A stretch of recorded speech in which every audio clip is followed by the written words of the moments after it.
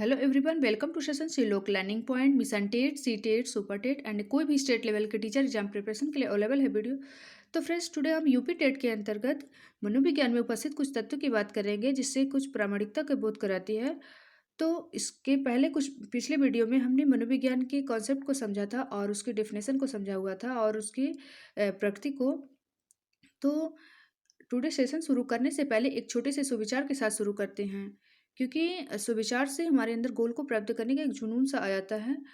तो चलिए शुरू करते हैं। Your success at your wheel depends, your success at your wheel depends. आपकी सफलता आपकी इच्छा पर निर्भर करता है।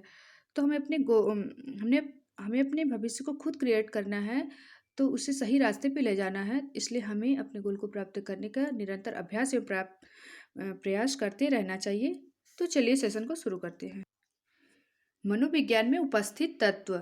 तो यहाँ पे फर्स्ट है वैज्ञानिक विधियाँ। तो यहाँ पे देखेंगे कि व्यक्ति जिस विधि या तरीकों का उपयोग अपने कार्यों के समस्या समाधान के लिए करता है, प्रॉब्लम सॉल्विंग के लिए, तो वैज्ञानिक विधि कहलाती है। एग्जाम्पल के तौर पे आप देखोगे तो थियरीज, प्रयोगशाला एंड किसी तथ्य की सत्यता की जांच।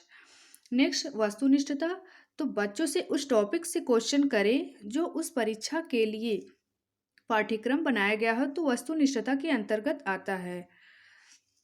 नेक्स्ट प्रामाणिकता। मनोविज्ञान की विषय सामग्री को पुनः परीक्षण करने पर एक ही पाया जाता है, तो जो मनोविज्ञान की प्रामाणिकता को सिद्ध करती है।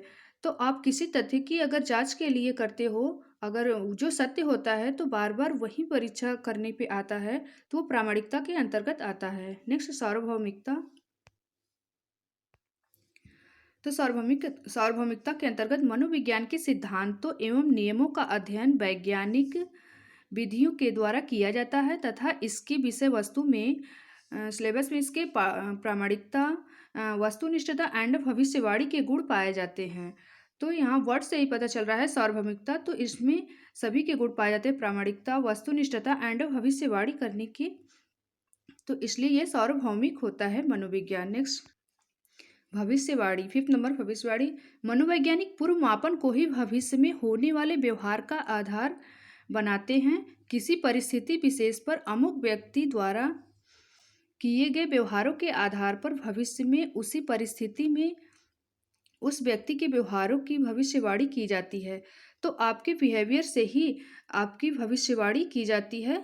तो पूर्व यहाँ पे दिया गया है कि पूर्व मापन को ही भविष्य में होने वाले, तो आपके बिहेवियर से पता चला था कि आपकी भविष्यवाणी किस तरह से होने वाली है। तो यहाँ पे आप सुविचार से ही अगर समझ सकते हो कि हम अपने भविष्य को खुद क्रिएट करते हैं, तो मनोविज्ञान के अंतर्गत भविष्यवाणी भी तत्व आता है। नेक्स्ट वैधता।